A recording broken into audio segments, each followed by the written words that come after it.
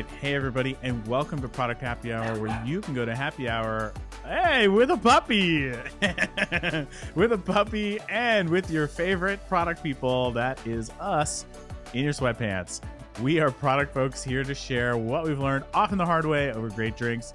Why happy hour? Why not? It's the best way to get the inside scoop from grizzled vets with the scars to prove it. Thanks for giving us a listen. The best ways you can help us keep this party going is to head to our Substack page and subscribe at producthappyhour.com. Paid subscriptions help minimize ads on the show. It's either $5 a month or $30 a year. That's literally one Starbucks latte a month or one DoorDash order a year to keep this sucker going.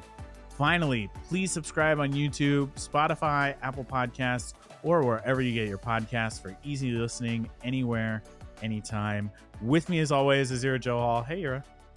Hi, everyone. We have a tactical question today for today's episode. And good tactics make predictable outcomes. And what PM doesn't like a predictable outcome?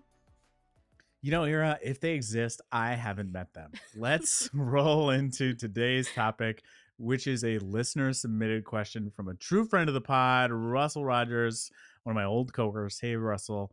Again, great questions. Russell asks, what makes for a well-written epic? There are lots of ways to slice this onion, but we're going to share what's been effective for us. First, we will review what an epic is, the components of a well-written one, and how to tell if yours needs a little work. But before we dive in, let's play our favorite drinking game. What's that drink? Ira, what drink do we have today? Well, it's fall, y'all. Do you say that in Texas? I don't think we say it here. It's like a staple of my vocabulary, y'all. I can't stop saying it. From now until March, all my coffee will be Irish and all my wine will be mulled.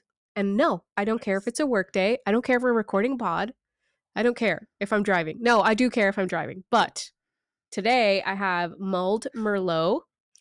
And yes, in true happy hour form, this is not my first one. What beer do you have? Oh, man. All right. Okay. We're deep in. All right. Great. Well, nice. We're going through reruns again today. I got a lot of beer in my fridge and I got to get rid of it. So today we are bringing back the Karbach Love Street Blonde made by Karbach. Oh, you can see it's nice. Got a nice blonde color there. And this is the can. It's made out of Karbach Brewing in Houston, Texas. It's a Kolsch style brew, so light and refreshing, which is definitely my speed. Definitely love that stuff. Okay, we have our drinks, we have our topic, but we're missing our drinking game. Ira, what do you think about drinking on the word story or stories for today's drinking game? Dude, I know the dog likes it. Yeah, we're gonna get sloshed and he's gonna watch. We're gonna be saying these words a lot. Yeah, I hope we're up to the task, man. I think so. If not, I mean, I think that's a good word. Did you count how many times it was in our script already? I did not, but I bet it's epic. Suited it. All right, it's gonna be a tricky one, but I think we can make it. Let's dive right in, shall we? Let's go.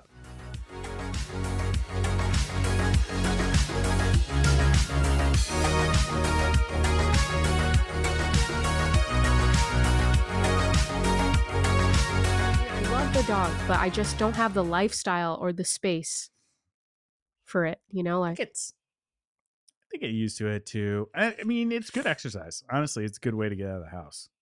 My steps are way up. Yeah, they do that. But so is my cortisol.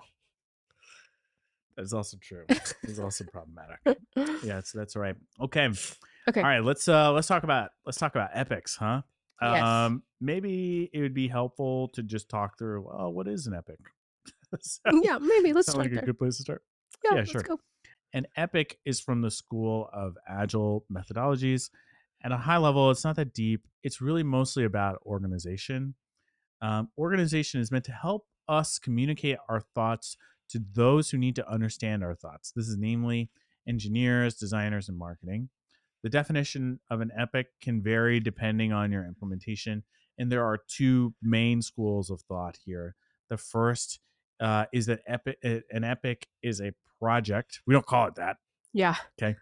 But that's it can represent a project. Um, in this application, epics are containers for a solution development initiative large enough to require analysis, definition of a minimal viable product, and financial approval prior to implementation. Another way of thinking of this is that an epic is usually a body of work that takes longer than a sprint to do. Mhm. Um, and that's usually in reference to the second school of thought, and that is that epics are basically a click above stories. They basically are kind of like in like capsules for larger projects, and the stories ladder up into that. How do you use them, Mira? Yeah, I'm definitely in camp number 2, where epics are kind of more of an organization piece, to organize stories. And if you, for our listeners that are out there, um, this podcast, you could use this information for either one, but I think it would be useful for us to kind of share the most popular school of thought, which is definitely the second group, where it's kind of like an organizational piece. But it's best to check in with how your engineers and stakeholders kind of like to organize projects and kind of follow that suit. So, take what resonates, take what works for your job, and leave what doesn't. But my teams have been set up with School 2. This is kind of the way my engineers like to use Jira. And that's where epics are containers for user stories. And there are some key things that you need to do to make this work. Okay, yeah, same here. I think school of thought number 2 is probably the best way to approach this. So going down that path, let's define the epic more clearly for listeners. An epic can be a little concepty, so let's define it a little bit further. An epic is an umbrella for stories, and in Jira, you can pump these epics in your backlog and label them with the project name, which is the level right above stories. Epics in this form likely will span multiple teams, multiple sprints, like we mentioned, but the stories all ladder up to the same epic. Yeah. So you'll know your epic is complete also when the acceptance criteria is met. And we've said stories like 5 times now. We So have. the trick. Yes. Let's go. Ah. I'm gonna keep the pause so you guys can hear me chugging beer in the background. That's gonna sit real well later. Okay, let's jump into the parts of an epic now. Does that sound good? Yeah, let's go. Okay, let's do it. Okay. So an epic has 3 main parts. First, a title and a narrative, which is like when you hear the word narrative, don't think dissertation. Narrative, it's short. It's a little tiny description of what the feature should do, who it should cover, and why. The second thing is acceptance criteria. And I kind of mentioned that earlier. It's the list of like itemized requirements that elaborate exactly what's going to be built. I kind of boil this down like if it doesn't do X, then you do not pass go. You do not collect $200. That's acceptance criteria. there, Love it. yeah, there might be like a myriad of ways in which you can achieve X, but it has to achieve X or we don't call it done. So that's, a very important component. And number 3, or the last component, is a handy dandy label. And I say handy dandy because you're going to have epics everywhere and you want to know if that epic rolls up to like which project or which initiative. So having labels will group your epics. And if you're doing anything more than these 3 things, you should just be linking out to your documentation. Like, don't overcomplicate it. It's not some core no one is going to ask you this in your PM interview. It's just supposed to help you. Yep, 100%. An epic is really not the place for you to articulate your strategy. It's really meant to tie together stories that represent work for a large or extra large body of work the team is trying to complete. It's really tactical. Showing what the strategy is helpful, but Jira and other tools like it are pretty bad for really understanding the full breadth of a strategy.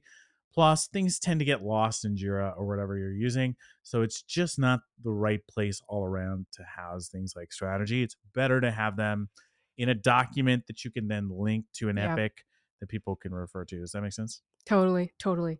I think it might be worthwhile giving an example. So this is a quick one. This is a real project I worked on. It was called Inventory Insights. It was when I was at eBay. And there's nothing proprietary about this, but I think it is really illustrative of how to build an epic. Basically, we had this project where we wanted to make it easy for people to list their junk. And we thought one way to make it easier was by giving them insights during the listing process.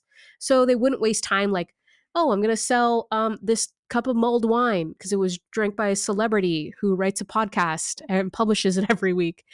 We didn't want them to waste time like researching like the brand, color, size, like what to list it at, how to price it. So essentially, we started this project and it was called the 5 minute listing. It should never take you more than 5 minutes to list this beautiful mulled wine mug. And all my epics were labeled with that project, 5 minute listing. And then they laddered up into this initiative called Inventory Insights. And yeah, my epics didn't explain why 5 minute listings were important or go into the risks associated with a project or, even what the initiative was. The epics were just labeled 5 minute listing flow, and the epics themselves were titled. So I'll get this is probably helpful for you to grok like the granularity of this epic. So remember, our project is 5 minute listing. Our first epic is recommend a price. The second epic was titled Pre-fill item facts like color and brand.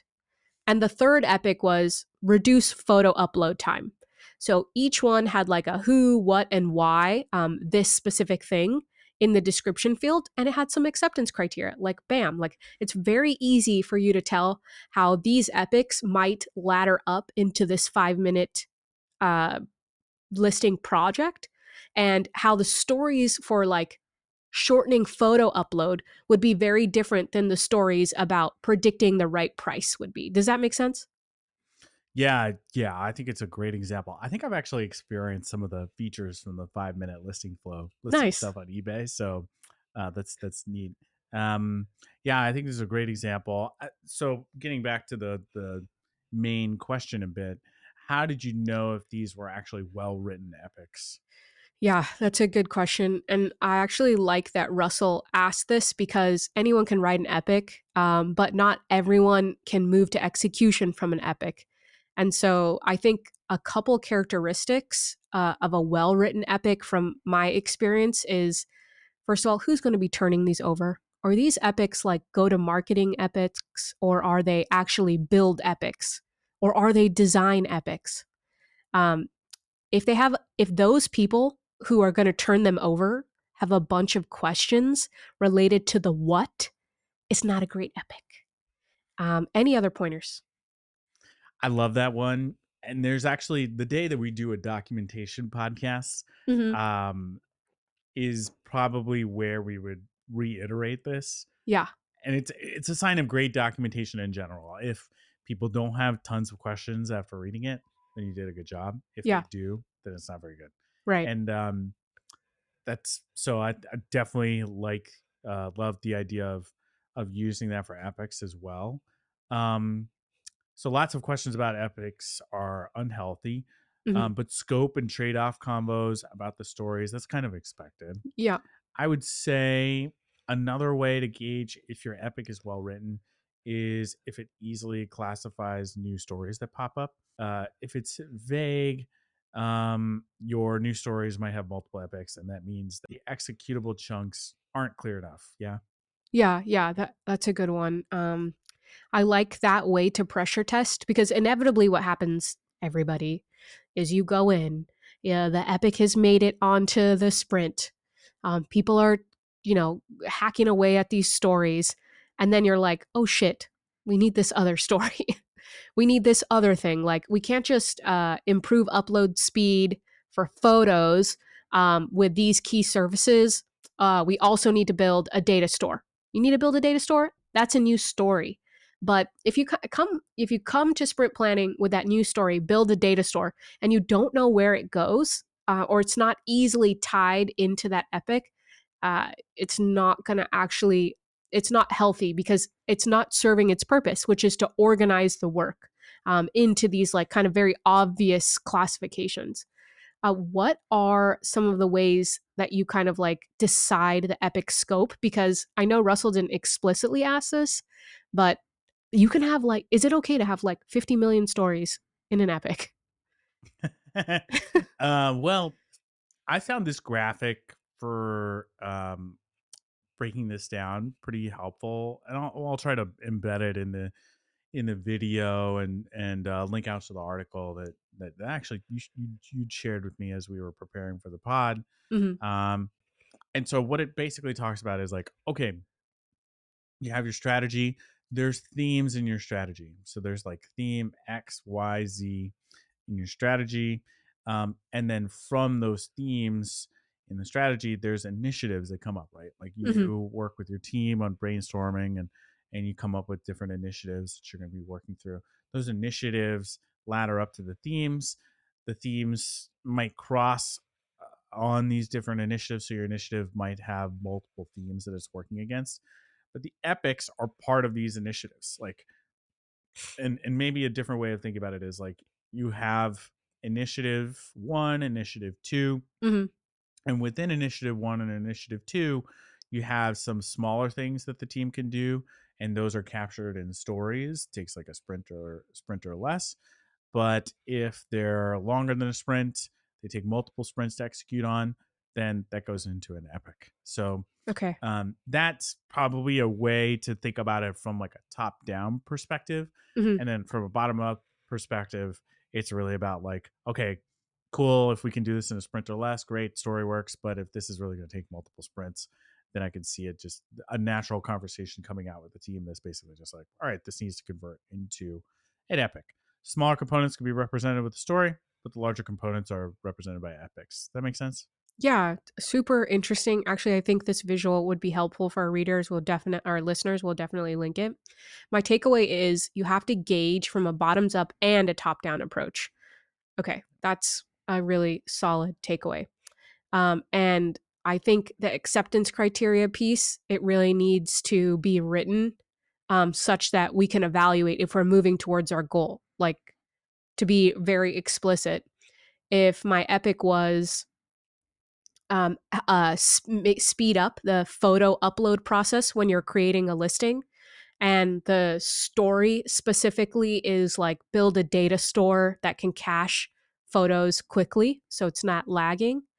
I need to be able to see the clear connection between people uploading their photos faster and getting to a 5 minute listing.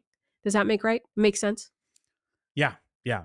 And sometimes things don't neatly fit into these buckets, so you Hmm. do have to make some judgment calls. Okay. And also really highly depends on what your team prefers. So, that'll get factored in as you iterate. And it's highly tactical. Like Hmm. this is really this is very different than like our strategy podcast, for Yep. example. This Yep. is very like you're executing. This is literally just a way to organize when you're executing. So don't overthink it. It's very, very, very much straightforward. So why don't we summarize epics, shall we? Let's Yeah. bring it home.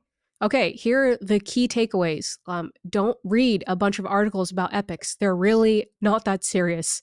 In general, it's just a container of stories, and you'll be able to quickly gauge whether they're effective based on how your engineers, designers, or PMMs react to these epics. Do they have a ton of questions about the what we're doing?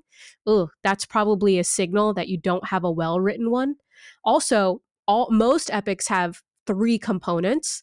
They have a title and a narrative. They have acceptance criteria, and they have a label so you can click them up into these higher level themes.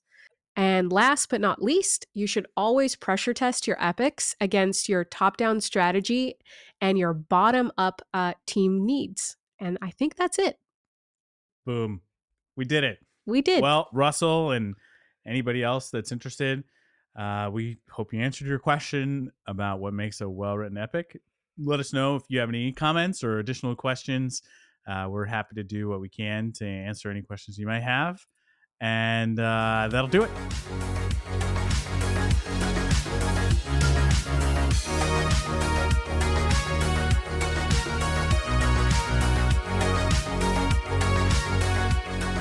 All right. I think it's that time of the show, right? It is that time. It's that time of the show where we talk about cool product things. Cool product things. You made me do a theme song. Wow. This beer is really kicking in. Okay. For the uninitiated, cool product things is where we talk about a cool product thing we found in the wild that represents a key product concept era. It's my turn this week, yeah? It is your turn. All right. Well, this week I brought the heat. We're going to talk about the iPhone Pro line. Ooh. Not just because I bought a new iPhone 14 Oh my Pro. God, biased. Totally biased. But this is really about the Pro line product strategy that has been in the works for some time. Okay, so hear me out. Okay. So I don't work at Apple, so I don't know for sure if this is the way that they thought about the product line strategy. Mhm. But reading the tea leaves a little bit, the Pro line's strategic intention seems to be to attract a certain type of Pro customer. Now, usually that Pro customer in our minds means someone that wants the latest shit, new chip, new screen, let's go, right? Yeah. And maybe that was true, especially at the beginning with like iPhone 10, maybe even 10s. You could make that case. But like from probably iPhone 11 and beyond, it does seem like Apple seems to have a grander vision, especially as evidenced by this latest update. Their strategy seems to be about providing pro tools to create photography and videography that is as good as, if not better than, the best cameras out there. Just trippy. Yeah. I mean, these cameras, like I have one, Mm-hmm. I have a mirrorless camera, for example. Mm-hmm. It's big. It has big lenses. A lot of photographers in the world shoot on it. It's a Fuji X-T3, so top of the line in a lot of cases. It shoots amazing photos. But now my iPhone 14 Pro has more megapixels in it in the sensor than that pro level camera. I cannot. Things that they're Oh my using God. to shoot like Incredible. National Geographic shit. I know we have to expect a level of like one-upmanship each release, but this is like a whole new game, right? Yeah. It's a completely new game and it's a different game. And what I think is super fascinating about it is that when looking at it from a customer perspective, when you take a look at the iPhone Pro relative to having like a mirrorless camera, um, it competes. It's actually a strong competitor. In fact, in a lot of ways, it's better. It competes on convenience. It's always with me. It's always in my pocket, so I never have to search for, where my camera is and attach a lens and blah blah blah. And it competes on price. A $1,600 mirrorless camera with $600 to $1,000 lenses a pop. I'm gonna have to buy a phone anyway, which is already gonna run me at $700 to $800. So combined, just buying the iPhone Pro is cheaper than me buying a mirrorless camera and just my normal phone. Oh my God. So I mean, they have a beat. Like I definitely know people that are giving up their mirrorless camera as a result. I mean, I think I'm done. I think this is it. Wow. So I think this is a new frontier that Apple is looking to dominate and appears to be succeeding, as evidenced by my badass new phone. So I think my mirrorless camera is getting retired. How crazy is that? Yeah, consider yourself like acquired. I don't know if you would consider this like a cost savings, but like the way you couched it, it's basically saying like you have rendered a very expensive piece of equipment unnecessary to achieve the thing that you want to do, and it's convenient. It's convenient. It goes in your pocket. You don't need to like look like a tourist every time you go out. You just whip your phone out. Dude, so crazy. I had my doubts at first when they first started doing it, but now with this latest update, I'm like, oh shit, okay, it's actually happening. They're actually doing it, which is just wild. So that's Sold. a cool product thing for this week. That was brilliant. And guess what? That's What? a wrap. Oh, we did it. We did it. Thank you, as always, everybody listening, for joining us for Product Happy Hour. If you enjoyed Happy Hour today, please support us by subscribing at our website, producthappyhour.com. There are two options, $5 a month and $30 a year for one Starbucks latte a month or one DoorDash order a year. You can help keep this party going and keep ads off the pod. Thank you in advance for your support. You can also support the show by following the show on YouTube, Spotify, Apple Podcasts, Overcast, whatever random podcast app you're using. Please also rate the show on your platform of choice. Really helps us out. Follow us on Instagram or TikTok for clips at Product Happy HR. And please share with your friends and spread the word. The more people at the bar, the merrier. And thank you so much for listening to the show. And we'll see you next time. Cheers. Cheers. Appreciate it. Thanks, all.